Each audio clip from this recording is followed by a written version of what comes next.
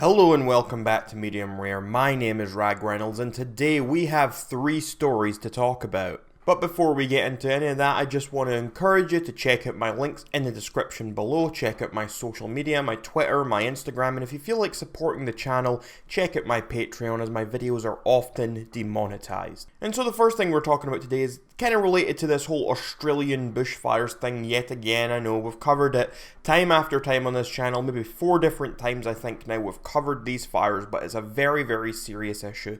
But today what we're talking about is kind of a little bit of good in this whole world, a little bit of good as far as these fires go. So a Twitter user going by the name The Naked Philanthropist at lilearthangelk has raised a lot of money for the Australian bushfires. And you know how she did this? She did it by sending people nude images of herself. She put out this tweet that said, "I'm sending nudes to every person who donates at least $10 to any one of these fundraisers for the wildfires in Australia.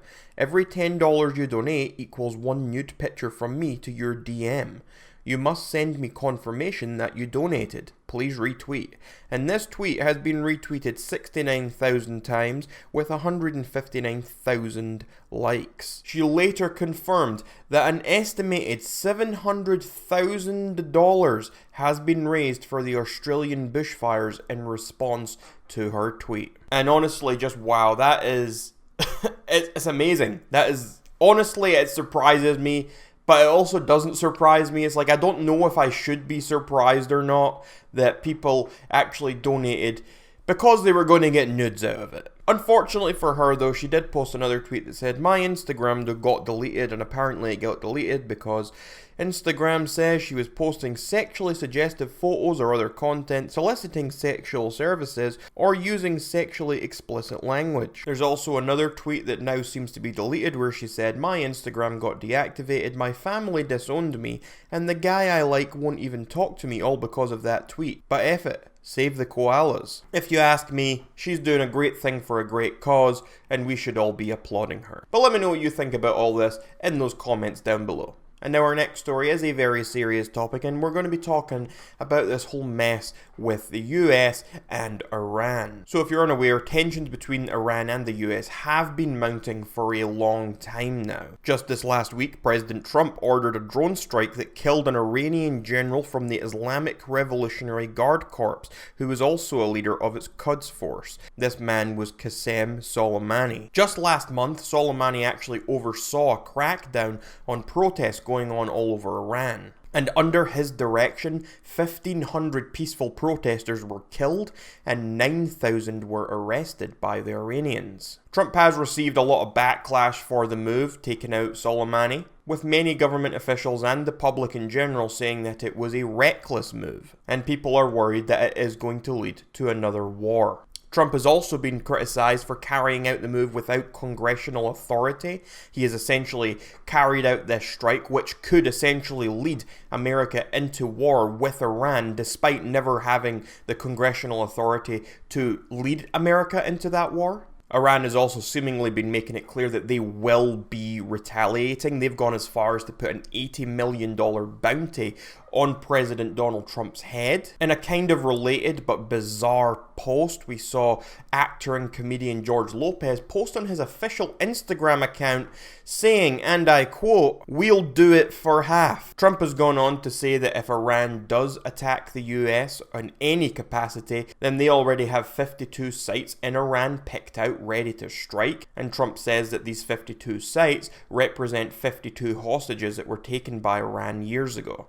In a series of tweets, the president justified his actions. Iran is talking very boldly about targeting certain USA assets as revenge for ridding the world of their terrorist leader who had just killed an American and badly wounded many others.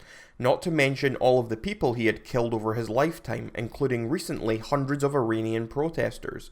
He was already attacking our embassy and preparing for additional hits in other locations. Iran has been nothing but problems for many years. Let this serve as a warning that if Iran strikes any Americans or American assets, we have targeted 52 Iranian sites representing the 52 American hostages taken by Iran many years ago. some at a very high level and important to Iran and the Iranian culture, and those targets and Iran itself will be hit very fast and very hard. The US wants no more threat. Following all of this, Iraq has actually passed a motion to try and get US troops out of the country, to which President Trump has responded by threatening economic sanctions on Iraq. Iraq is also trying to make it very clear that they do not want to allow their country to be used as a proxy battlefield between the US and Iran. Now, there is new stuff coming out about all of this all the time, so don't be surprised if there is something I haven't covered here, if there's something new by the time this video goes up. But I do believe I've covered most of the key points there. And now overall, the public seems very, very divided on this issue. Yet again. The biggest thing I keep seeing on social media is the mention of World War III, which personally I think is a huge overreaction. I think that's just sensationalizing things. Yes, I do personally believe that this is going to end up being another long war that really should not be happening. We're going to see a lot of lives lost that really could have been avoided. But I do think the jump from some people to say, oh my god, World War III is coming, I think it's a bit silly. Although I must say I have been enjoying the World War III memes. There do seem to be two main sides to the coin of this big argument as far as I can tell. You have one group who really do believe that taking out Soleimani was the right move, simply because he was a terrible guy. He was plotting against America. He has harmed Americans before. People think that we can't let those sort of people get away with things like that. But the other side of the coin, well, they just think this whole thing was a reckless move. They think it's not our job to police the world, regardless of how bad other people in it are. This doesn't lead to anything positive. As far as my opinion goes, I'm very non-interventionalist about pretty much all of this type of thing. I would rather that countries stick to dealing with their own issues rather than going out there and trying to police the entire world. But at the same time, I don't think that taking out Soleimani was entirely unjustified. And I have seen many examples on social media of people from Iran who are very, very pleased with the fact that Soleimani is gone, because he has been absolutely horrible to the Iranian people and they've felt very oppressed and very, very endangered by him. But the issue I have with all of this is just that it's going to turn into another long war with bloodshed and lives lost, and honestly the whole thing could just have been avoided. It didn't have to happen. And I would really have rathered that it didn't happen. It will be a waste of time, it will be a waste of money, and worst of all, it will be a waste of human life. It's going to be interesting to see where things go from here. Obviously, the best case scenario is that war is somehow avoided, but at this point, it really does not seem like that is going to be likely at all, especially when you consider the rhetoric coming from Trump. But anyway, that's just what I'm thinking about all of this. Please let me know what you think about this in those comments down below. I am curious to read what other people are thinking about this. And now we're moving on to the final topic of today, and it is the Golden Globes. Now, if you are not aware, the Golden Globes took place last night, and normally, it's not the kind of thing I enjoy. It's not the kind of thing I care about at all. Wow, some actors are getting some awards for saying some pretend words on a movie. I enjoy those movies, but do actors really need awards for it? Whatever. Anyway, the reason we're talking about the Golden Globes is because of one man, Ricky Gervais. Now, Ricky Gervais, this was his 5th year hosting the Golden Globes, and he got on stage and he gave an opening monologue that lasted 7.5 minutes, and people all over social media have been applauding him for this. People have been very shocked by the things he was saying.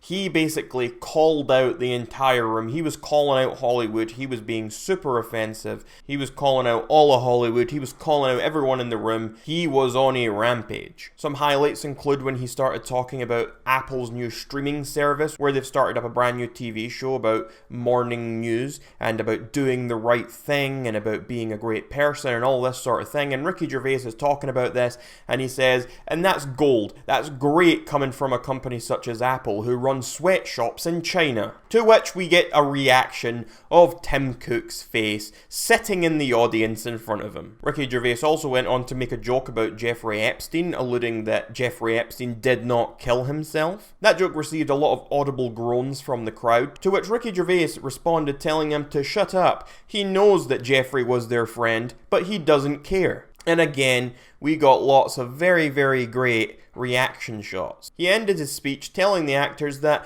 they know nothing about the real world, and that if they do win an award tonight, when they get up, do not make a political speech. Instead, thank your agent, thank your God, and then F off. The whole thing was honestly really, really great. I do recommend you go watch the entire 7.5 minutes. I thought it was hilarious. It was shocking. I think just the reactions of everyone. I mean, the stuff he was saying wasn't necessarily that brilliant or that over the top in general. Like, I've heard all this stuff before. People have said these things before. It's not anything new. It's not anything groundbreaking. But what did make the difference was the fact that he was literally standing in a room filled with these people, such as the Tim Cook example. Tim Cook is sitting right there, and he's having digs at Apple for running sweatshops in China, and I just thought that was a beautiful moment. But anyway, let me know what you thought about the Golden Globes and Ricky Gervais' speech in those comments down below. And that's where I'm going to end today's video. So, as always, make sure to let me know what you thought about any and all of the subjects covered in today's video. Also, check out my links in the description down below. Check out my Instagram, my Twitter, my Patreon, etc. And until next time, everyone, my name is Rag Reynolds, and this was Medium Rare.